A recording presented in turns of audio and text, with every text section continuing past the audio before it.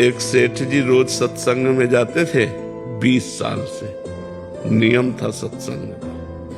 तो 2-3 दिन के लिए कहीं रिश्तेदारी जाना था तो लड़के से कहा हमारा नियम न टूटे, तुम सत्संग चले जाओ।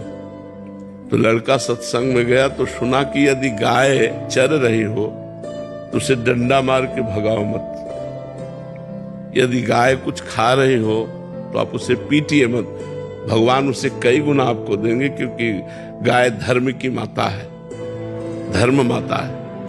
और उसने बेचारे ने सुना तो वो तीसरे दिन उसका पिता आ रहा था, इतने में एक गाय, परचून की दुकान थी तो आटा के बोरे में मुंह लगाए तो हाथ जोड़े खड़ा था। उसने आया और अंधा है, गाय खा रही आटा। बोले सत्संग में कहा था कि गाय यदि खा रही हो तो मारे। बोले 20 साल से सुन रहा हो, तुझे 2 दिन में सत्संग, 20 साल से सुन रहा हो, केवल सुनने की बात है, वो उतारने की थोड़ी है, बाल डंडा।